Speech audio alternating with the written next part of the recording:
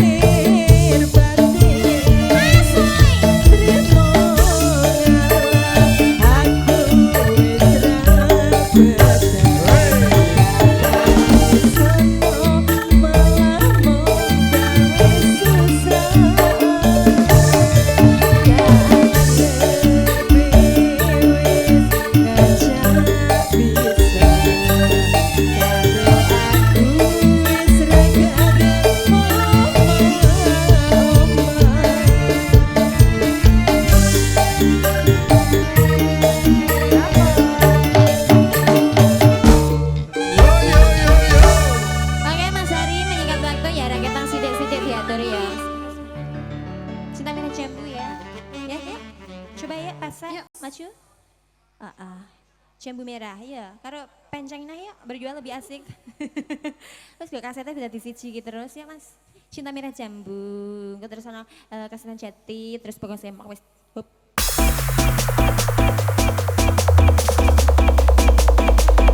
Hai Mas.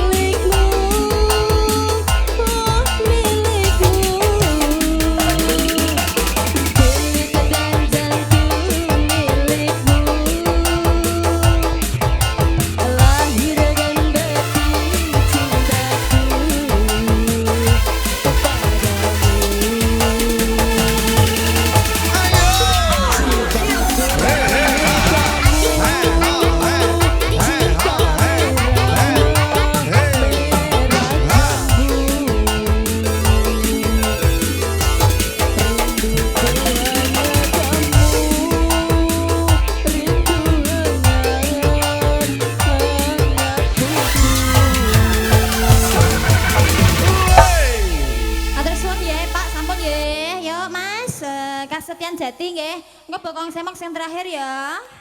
Ya sabar sampean Mas, nyuwun bokong semok ngguripol Mas. Ya cus. Hiwang.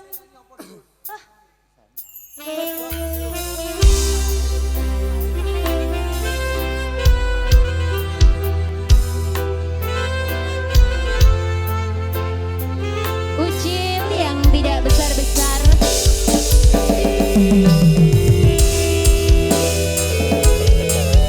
Ini wae ucil usra.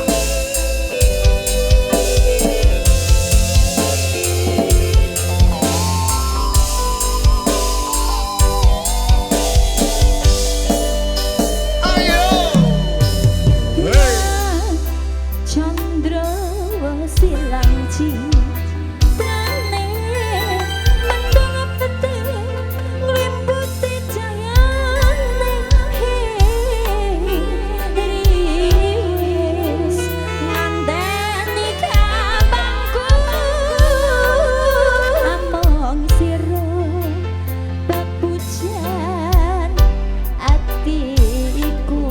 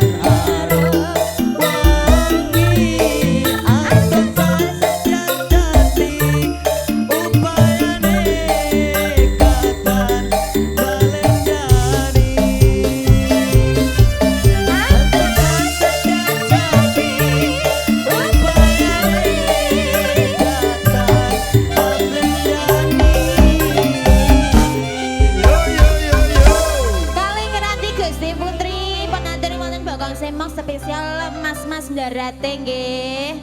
Nderek pamit Mas Nurdati, Mbak Purwanti, kula sakanca nyuwun pangapunten ingkang kathah mbok bilih wonten kelintak-kelinipun nanging nggih kula sakanca matur sedaya kemawon nggih wau namung Gojek ya sayang ya. Heeh, piye caranya ben masyarakat digarkanya terhibur kalian Wahyu Manggolo. Ya, bokong semok bonus.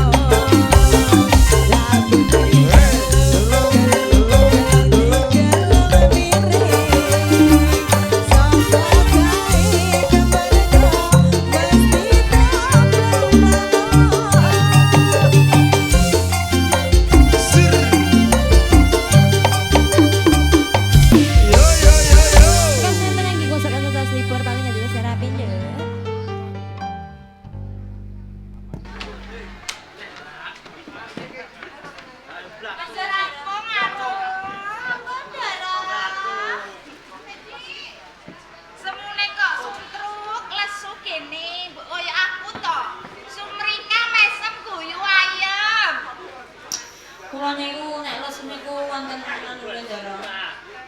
Kene ngelik. Nggih. Lah wis tak tamisi ngono kok ya. Asin. Wis tenang ora sado lemes mengko dimboi 50. Sinten sing mboi? Bersih. Saestu Ndara. Alhamdulillah. Mama tenang enggak? Udah sing Yes. Konfirmasi nggak klarifikasi kowe selamat malam semuanya. Kok terus yo. Nggih Ndara. Ini Terus pundi nek kula pirsani panjenengan iki le anggenipun gelungan. katon ayo kok. Rada retrek. Anggenipun alisan wah kandel sisih. Anggenipun bengesan sansaya ya ampun. Jujur-jujur ke kayak kowe. Jenengan kok luwehi to Ndara. Ketok memble. Das ngoten, jane niki badhe dipamerke sinten to? Wis emang kok. Bokong iki mang diganjel pira bantale ya Nduk kira-kira ya Nduk. Wirune, wirune. Ngene lho yo. Nggih. Nganti aku ngadi busana sarwa besus. Mapak dimen katon ayu mergo arep tak pamerki kalawan garwaku Kang Mas Jati. Dipamerke kalih garwane. Ndara hadirin. Iya. Hoax iku. Hoax abdine jenengan yang mboten percaya kok kula niki kan percaya.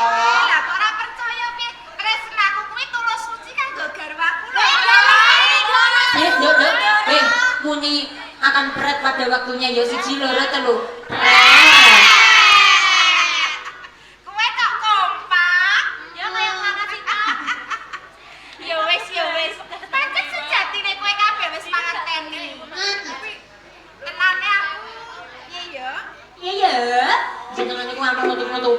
kula to Ndara. Iya. Waalaikumsalam. Yai Karep.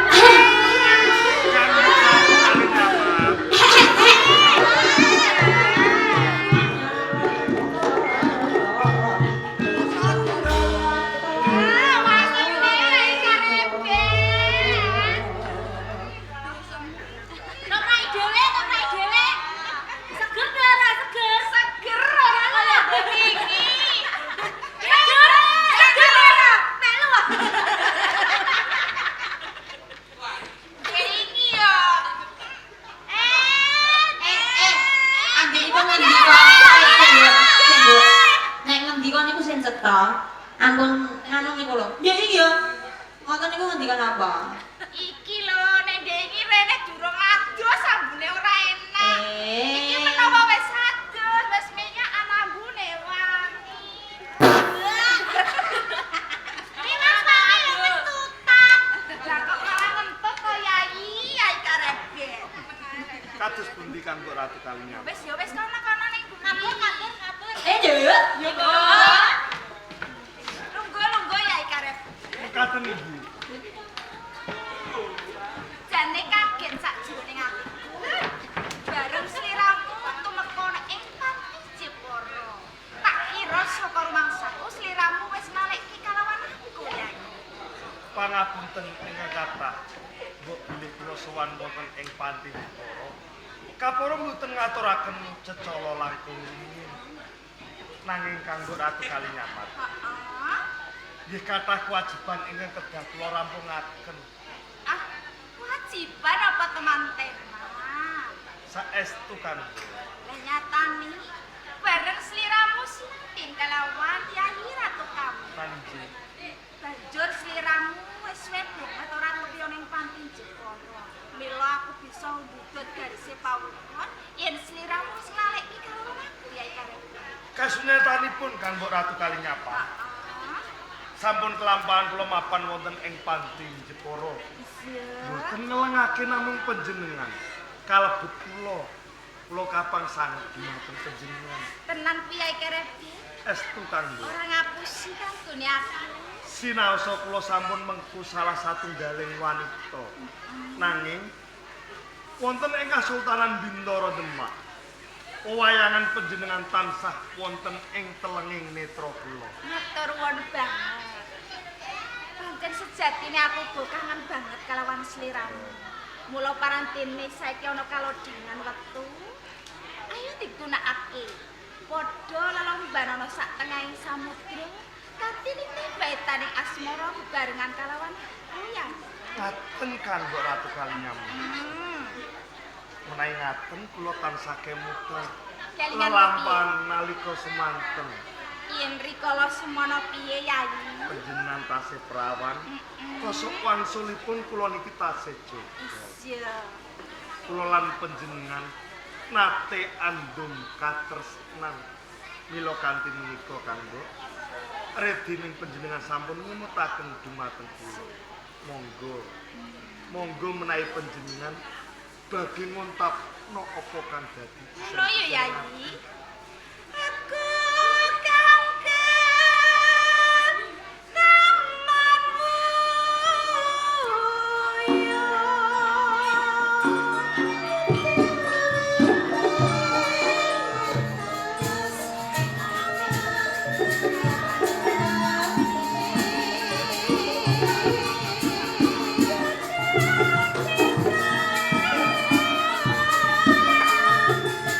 Awan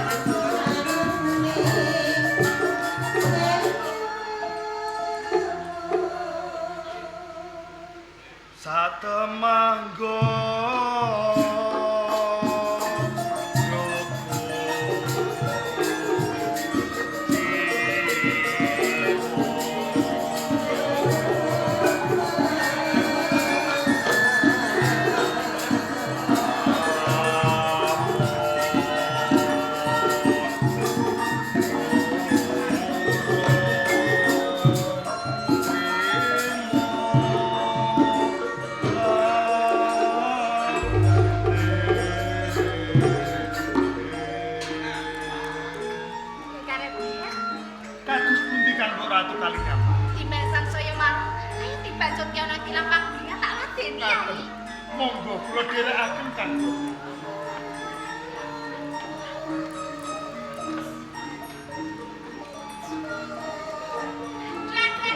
Terus pundi Kang? Kaporo diaku panjenengan kula mateni. Assalamualaikum.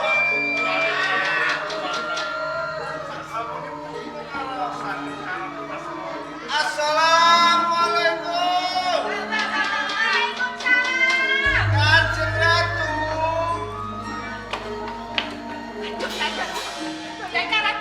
Sinten Kang Mas Hadirin. Kanjeng Ratu. Menika kebayane sanget kali nyamat.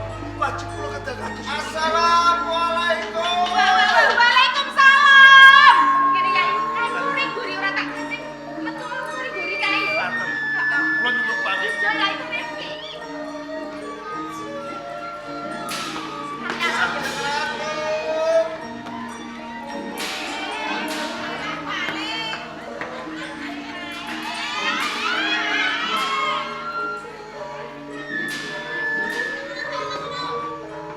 Assalamualaikum. Waalaikumsalam. Warahmatullahi wabarakatuh.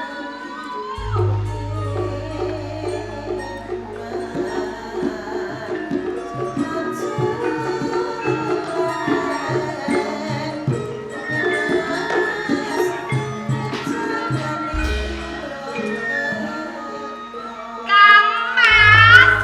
Astagfirullahaladzim, kaget Kanjeng Ratu. Pijan kok tingak-tinguk pados napa? Kaya ngerti playune kucing, Iya. Pijan ngendika ngerti playune kucing.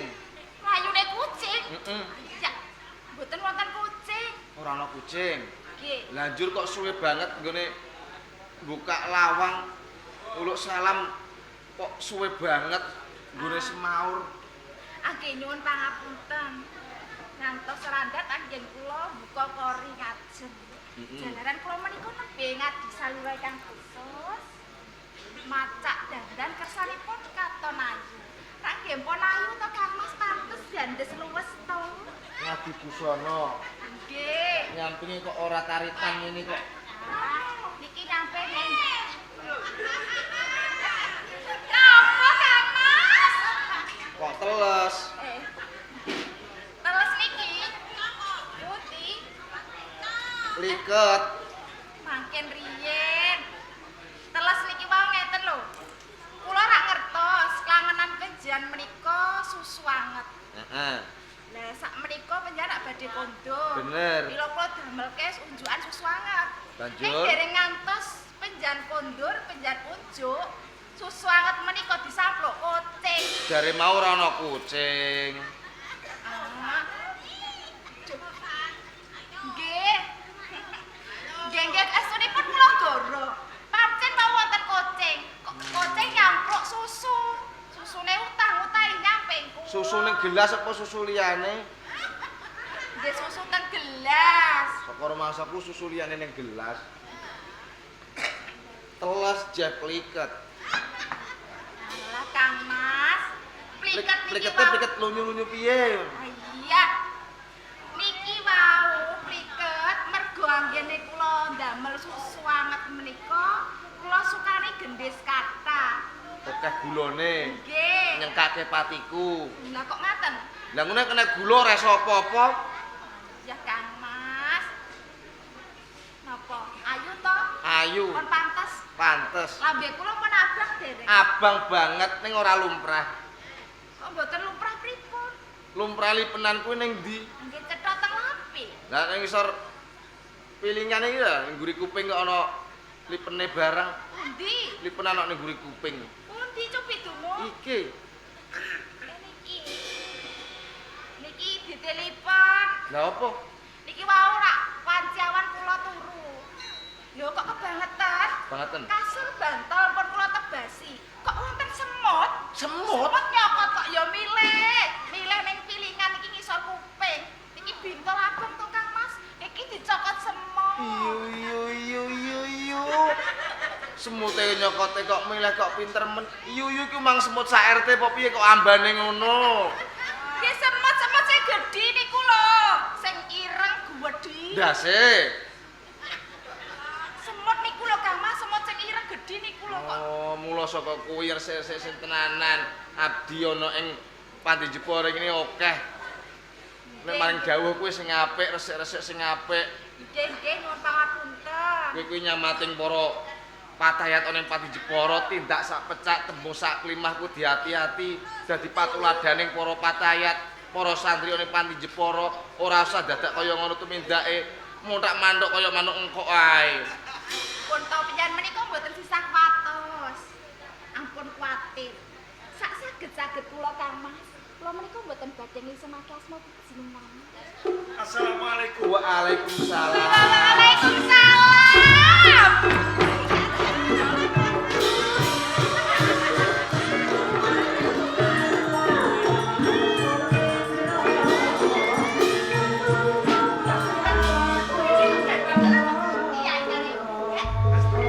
Kanjeng Ratu. Kanjeng Ratu. Ya jeneng Ratu Kambang. Kanjeng Ratu. Muntake rasa kangen ya. Kanjeng Ratu. Jajong dimati. Kanjeng Ratu. Tenang ya, Bu. Sakit. Diundang sing lanang kok jegidhek ora bisa semaur. Lah enten apa? Tamune sapa lak yo ngono? Tamunipun menika Yai Karebet. Wis rampung sing bagekke apa durung? Derek. Durung tenan. Derek. Dilanjut Kanjeng Ratu. Dipun keparengake lanjut. Lanjut. Cocok. Naudzubillah min dzalik, wong wedok kok ora kena dilulu babar pisan. Kanjeng Ratu. Kanjeng Ratu. Kanjeng Ratu. Kanjeng Ratu. Kang Mas Hadiri. Sakit Kang Mas. Gentenan. Aku yo pengen bagekke Yai Karebet. Dados pejan uga kangen kapan? Mestine to. Lho ngoten niku ra nggih ngendika. Kersanipun kula menika paham. Durung paham to? Derek. Monggo. Yai Karebet.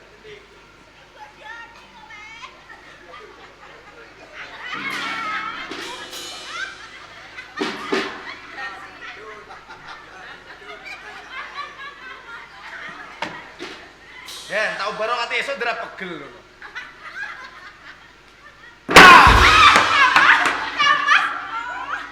Jenengan iku lho nggih. Ono arep membagekke kok dadak di ganggu. Jan menika ampun nepatake kula. Sing luput sing kleru menika panjenengan. Luputku manggon ndi? Kok mboten rumangsani. Panjenengan ngendika jare kangen kalian Yai Karebet. Heeh. Lah kesae kedahipun anggenipun bagekke wicantenan sabejatong menika ngagem swara ingkang sora, ingkang banter. Kersanipun Yai Karebet menika krungu. Ngono to. Nggih. Yai Karebet. Astagfirullahaladzim. Kados pundi kanggo? Masya Allah. La haula wala quwata illa billah. Nggih kanggo. Kok greget tenang. Tenanan ta iki buka keluar. Dimen. Panjenengan kok dos pundi ya kenapa? Pejedes pundi? Lho kok nganti tratapen kok kono lha apa? Lho, sing kula rakal menika sinten? Yai Karebet. Karebet. Lho, kula kaget, kula ngaplok Yai Karebet. Iya. Wah, nyuwun pangapunten. Kula kinten panjenengan, Kang Mas. He? Lak durung lamar to? Putih karo biru. Nggih. Tur meneh lho kaget yo kaget. Durung cedhak mencolok kok kodhok. Nggih, nyuwun pangapunten. Rumangsaku kok. Sakdat saknyek jeneng kaget nggih. Mboten dipun jarak kok nggih. Kaget mencolok. Aku lho nggih kaget. Iya. Ngaten. Cobi dibaleni, mangke kula nak ngrangkul panjenengan. Ora butuh. Engko Yai Karebet. Lungguh lungguh Kan Mas Yai. hadirin ngaten iki. Lungguh Yai. Nang Lungguh iki. Yai. Basuki kamu ana ing Panti Jepara Yai. Pangestu panjenengan Kang Mas. Anggen kula mapan wonten ing Panti Jepara. Hmm? Kalis ing sakara-kara. Syukur. Namung ya. Sembah bekti kula katur Kang. Tak tampa gawe seneng atine wong tuwa liwat puja pangestune wong tuwa tampan. Sanget ing pamuji kula mugi ndadosaken teguh kayuanan.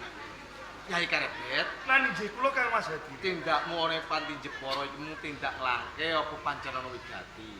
Sepisan kula niki kapang sanget keluarga wonten ing Panti Jepara. Kaya ngono. Kados pundi swasana wonten ing Alhamdulillah keluarga ana ing Panti Jepara Bagas Parat sehat walafiat. Alhamdulillah menawi kados ngaten. Ingkang angka kalihipun Kang Mas Hadi. Kepiye Yai Karebet? Kula niki kautus dening Rama Sultan ingkang supados tuwi kawulujengipun Ratu Semenanjung.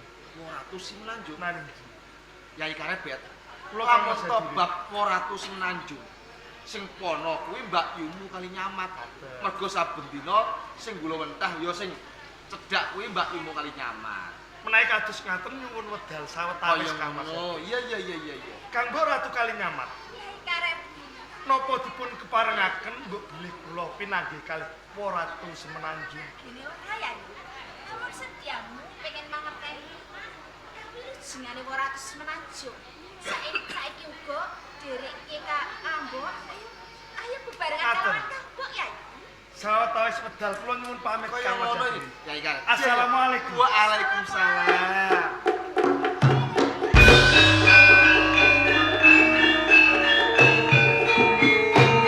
Dono sing lanang ning kene kok sembarangan kowe gandeng wong lanang liya. Masyaallah. Muga-muga wong wedok dhisik kene ora ana sing kaya bojoku. Masyaallah.